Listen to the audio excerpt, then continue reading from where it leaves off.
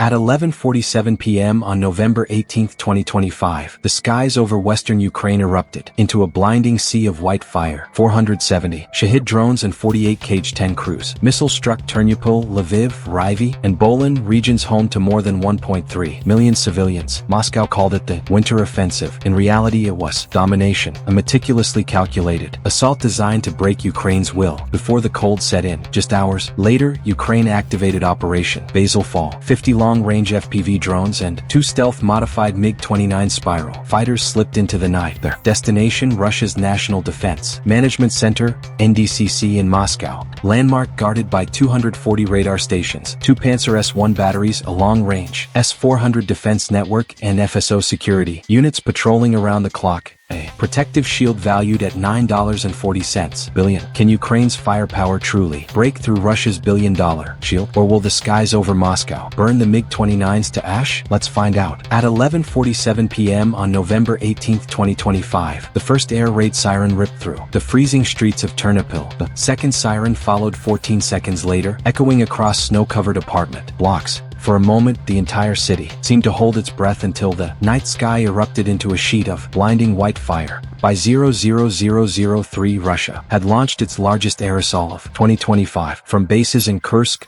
Smolensk, and occupied Crimea. Waves of 470 Shahid-136 and Shahid-131 drones rose like a swarm of mechanical locusts. Behind them, 48 Kh-10 cruise missiles, each weighing over 1,800 pounds and capable of flying 700 km, penetrated Ukrainian airspace. In total, more than $218 million US worth of explosives was now plunging toward the western regions. Ukraine's air defense network reacted instantly. Patriot, NASAMS, Iris-T, and Mobile Stugna teams shot down wave after wave, intercepting nearly 80% of the incoming drones. But even the most advanced systems could not hold back sheer volume. 9 Kh-10 missiles broke through the defensive wall. The first impact struck Respublika Avenue in Ternopil at 12:47 a.m. A 12-story residential block, home to 148 families, collapsed in under 6 seconds, sending a 90 m high pillar of dust into the sky. Firefighters later said they heard multiple children crying under the concrete before the flame swallowed everything. Within minutes, 7 regions, Lviv, Ternopil, Rivne, Vololin, Ivano, Franky, Klinitsky, and Zakarpattia reported blackouts. 14 substations, 58 high-voltage transformers, and nearly 420 kilometers of transmission lines were knocked offline. More than 1.3 million Ukrainian civilians were plunged into darkness as temperatures hovered at -4°C. By 2:11 a.m. the toll was undeniable. 16 civilians dead, including 5 children, more than 60 injured. Entire neighborhoods in Ternopil reduced to twisted steel and ash. Across Kharkiv, secondary strikes tore apart courtyards, ignited gas pipelines, and set parked cars ablaze.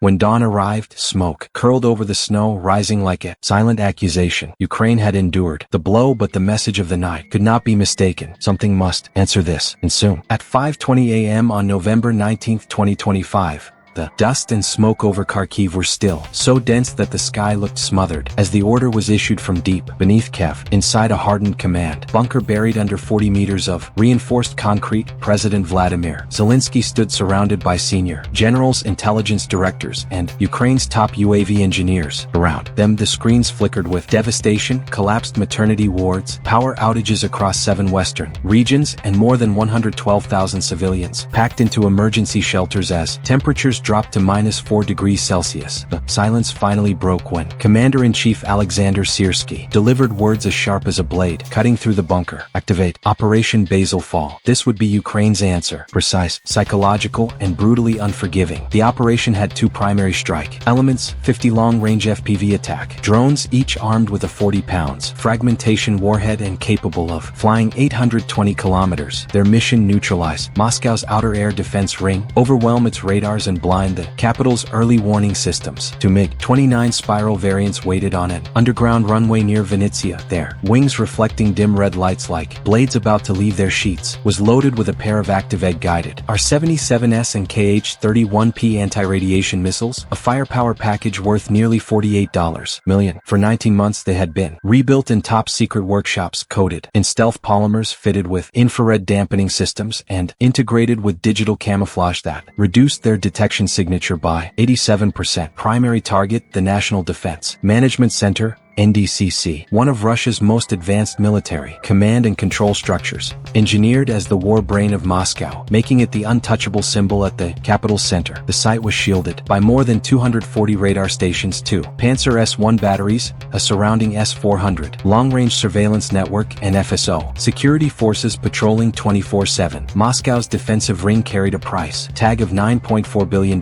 Kiev intended to pierce this ring using jets worth under $13.3 million and drones worth a total of $1.3 million.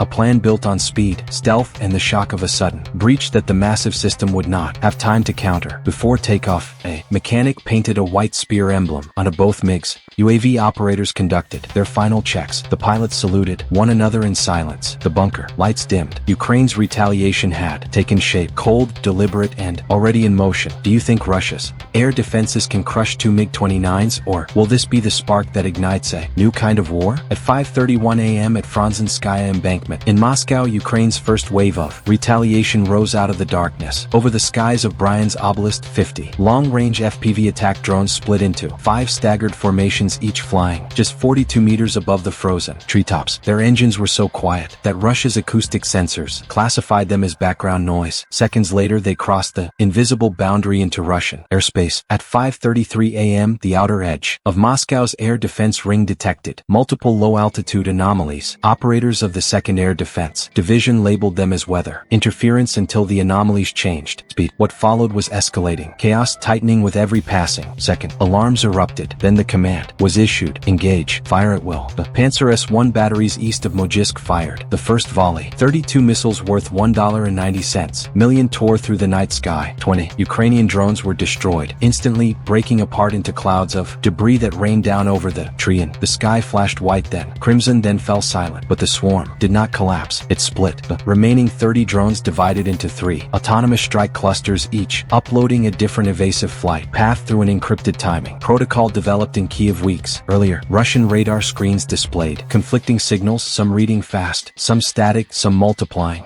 Controllers shouted across the room, 3 targets. No, 8 correcting 14. We've lost them. Rerouting tracking channels. Immediately, the drones dropped to 29 m above ground, too low for several Russian radar systems to track reliably. Near Odin-Sovo, Pantsir crews launched a second volley of 8 missiles, but the swarm shifted direction within 0.7 seconds as Ukraine had already jammed and scrambled their tracking signals. 5:37 a.m., Cluster 1 struck first. For drones detonated above the Odin-Sovo radar station, destroying antenna arrays and melting control panels at 840 degrees Celsius. The station was flattened in under 2 seconds. Cluster 2 flew south toward Bachutinki, detonating in staggered bursts that shut the station down for the first time in 12 years. Shockwaves were recorded by civilian seismic sensors. This created the opening Ukraine needed. At 10,000 m, the 2 MiG-29 spiral fighters slipped into Moscow's main air corridor. Their stealth coating absorbed search beams. Their infrared dampers made them indistinguishable from migratory birds. The faint orange glow of Moscow shimmered on the horizon. Then came the cold transmission from Kiev Command. Target corridor confirmed. Proceed to Phase 2. The trap had closed, and the war brain of Russia, the National Defense Management Center, now lay exposed beneath their wings. This was only the beginning of what was about to unfold. They thought the worst was over, but behind that radar blackout, something far deadlier was coming. Stay with me. The real battle for Moscow begins now. At 5:42 a.m. from 10,000 m above the frozen capital, 2 Ukrainian MiG-29 spiral fighters sliced through the clouds like phantoms from another world. Beneath them lay Moscow, a city of 12.7 million still asleep in the comfort of its illusion of safety. Inside the cockpit, White Spear 1 finalized its coordinates. A coded voice echoed through the encrypted line. Execute spiral pattern. No kinetic weapons unless authorized. By 5:44 a.m., White Spear 1 descended to 1,800 m, just low enough to lock onto a Kasuka 4 electronic warfare station positioned on the western perimeter of the National Defense Management Center, NDCC, the heart of Russia's military command. 1 Kh-31P anti-radiation missile launched with a roar that tore through the snowstorm. It struck dead center. The explosion surged to 1,180 degrees C, vaporizing steel conduits and collapsing 2 underground levels of the EW complex that shielded the NDCC from hostile targeting. Pressure wave hammered the Moscow River embankment, shattering more than 4,000 windows across 3 adjacent government buildings. Seconds later, White Spear 2 initiated the second strike, fired 2 R-77 air-to-surface missiles toward NDCC's subterranean reserve reserve command tier. 2. A hardened backup node camouflaged for decades as a utilities hub beneath the complex's eastern service wing. Reality, it functioned as a fuel, reserve, data vault, and mobile command bunker in case the main center was hit. Both missiles hit their targets within 0.6 seconds. The impact ignited 46,000 L of refined fuel and ruptured a reinforced data tunnel, generating a shock wave that blasted debris, concrete, dust, wiring, and chunks of rebar into a spiraling column rising 60 m into the air. The NDCC exterior shell was not the primary target, but the blast scorched its monolithic facade and sent fragments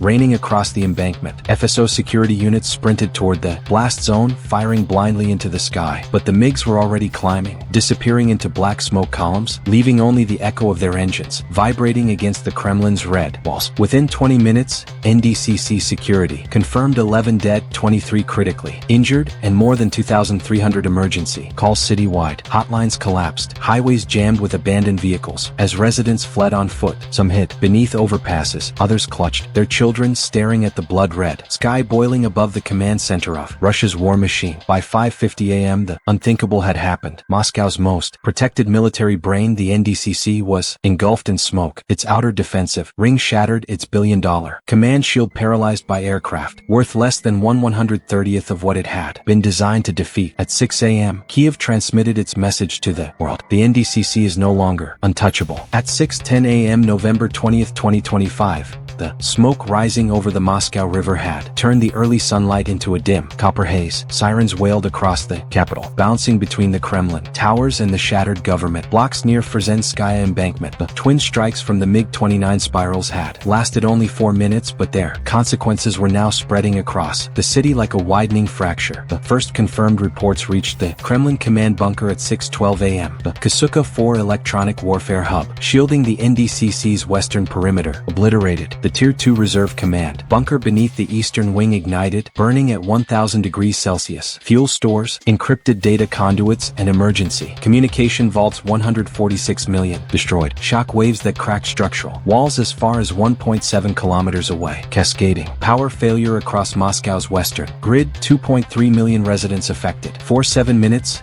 every FSO tactical radio returned nothing but static. By 6:19 a.m., the full extent of the breakdown came into focus. 3 emergency response centers were offline. 2 Moscow metro lines stalled between stations, trapping more than 1,800 passengers in darkness. The fire suppression system inside the Kremlin archival corridors overloaded and flooded the lower hallways with 9,000 L of suppressant foam. Mobile networks collapsed across 5 districts, silencing 820,000 phones in minutes. Outside, panic spread in waves. Parents carried children through ash-filled air. Police rerouted traffic blindly through intersections with dead radios. Fire teams dragged hoses across shattered pavements still glowing from the heat of burning fuel caches beneath the NDCC service tunnels. At 6:27 a.m., President Vladimir Putin convened what would become the shortest emergency defense meeting in years. The generals had no stable telemetry, no unified radar picture, no active satellite link to the Western Military District. The defense minister's first sentence froze the room. We have lost visual on the enemy. We cannot confirm if they are returning. For the first time in modern history, the Kremlin could not guarantee the integrity of its own airspace. International reaction arrived rapidly. NATO's early warning centers in Brussels, Warsaw, and Cologne logged the strike, but issued no condemnation. The United States quietly signaled readiness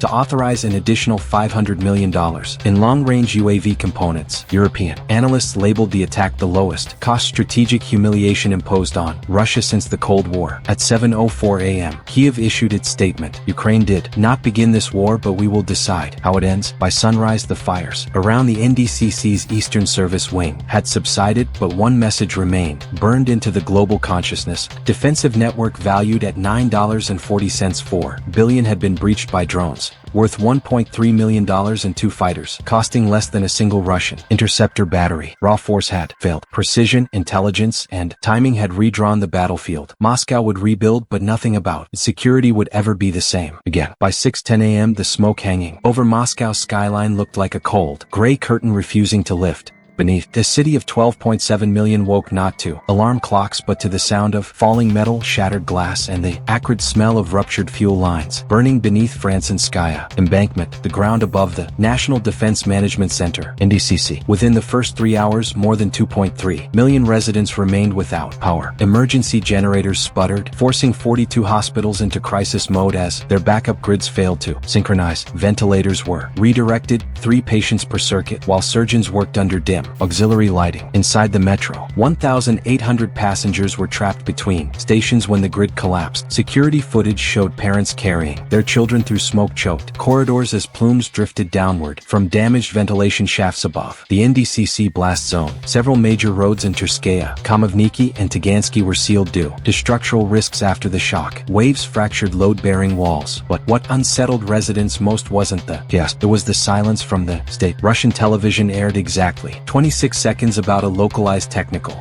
incident near a government facility. Yet social media overflowed with footage of black smoke rising over the river, of crowds sprinting across foot bridges, of police attempting to coordinate with radios that emitted only static. Messages appeared in family group chats across the capital. The NDCC was hit. The capital isn't protected. Are we safe at all? By 6:32 a.m. police logged over 280 traffic collisions caused by panic. Cafes and grocery stores opened late as workers avoided streets coated in ash, glass splinters, and burned insulation blown out from emergency tunnels beneath the NDCC. For years, Moscow believed it was untouchable, armored by radars, missiles, and myths of invulnerability. But that morning, beneath the frozen haze and the smell of burning circuitry, the city felt something it had not experienced in a generation. Fear had returned to the capital, and this time, it was justified. At 7:04 a.m., while rescue teams still battled fires around Francenskaya embankment, a quieter but far more devastating event struck. The Kremlin lost power for 42 seconds.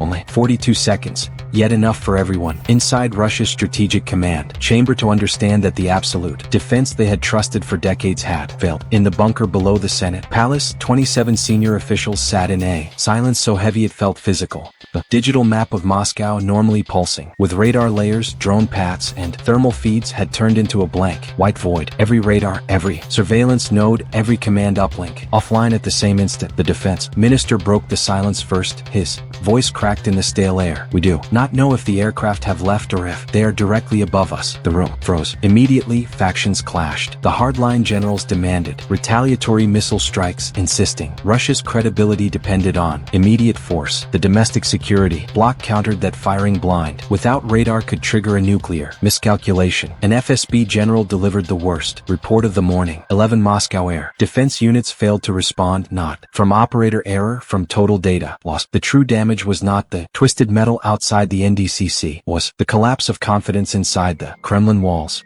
A leaked internal memo circulated minutes later. A $9.4 billion defensive ring was defeated by $1.30 million in drones and 2 aircraft, valued at $13.3 million. When the emergency meeting adjourned, no one stood, no one spoke. They simply stared at the dead screens. Each official realizing the same truth. A new line had been drawn, and for the first time in modern Russian history, that line did not favor Moscow. As dawn spread across Europe, news of the attack spread faster than any military satellite. In just 2 hours, more than 68 global strategic analysis centers from NATO to the United Nations came to the same conclusion. Historic breach that will not be forgotten. The world's most heavily defended capital had been penetrated by a mission that cost less than $1.30 million for the drones and 2 aging jets. In Brussels, NATO convened an emergency session but refrained from condemning Ukraine. Instead, it expanded real-time intelligence sharing, RC-135 signals, E-3A airborne early warning and control aircraft transmissions, and satellite feeds. If Moscow still has blind spots, the world deserves to see them, said a NATO strategist. In Washington, defense advisors have presented a proposal for an additional $500 million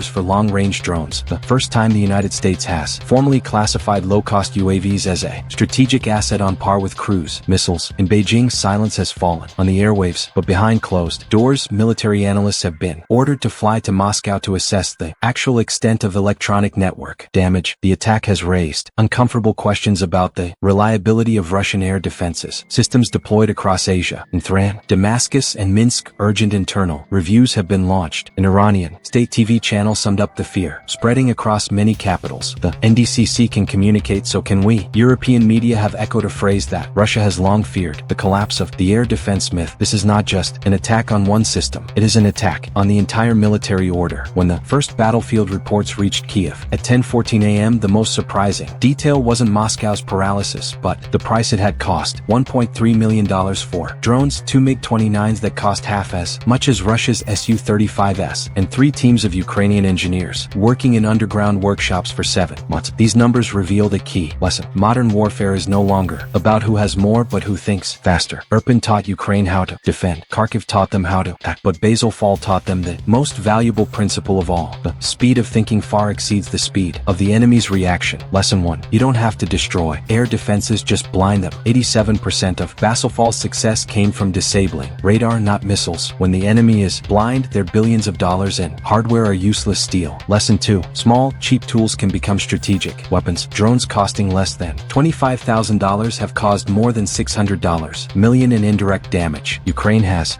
demonstrated that a smaller country can rewrite the balance by using paradoxical weapons: small, cheap, and precise. Lesson 3. MiG-29 pilots have confirmed that by precisely hitting 3 key nodes: the Kasuka Electronic Warfare Center, the Reserve Command Bunker, and the NDCC data pipeline, the entire defense structure collapsed. Without Ukraine having to fire more than 4 missiles, we are not stronger than Russia, but we can surpass Russia in thinking. As Moscow faded into a dim winter morning, the world understood that this conflict had entered a different chapter. One night was enough to prove that traditional defense built with billions of dollars and decades of certainty can be broken by tools small in size but guided by intelligence and resolve. Operation Basilfall did not end the war, but it ended an illusion. The illusion that great power automatically means invulnerability. Ukraine does not possess the larger arsenal, but it now wields the sharper mind. And throughout history, that has often been enough to shift the balance. For years to come, analysts will debate whether Basilfall was a triumph or a warning.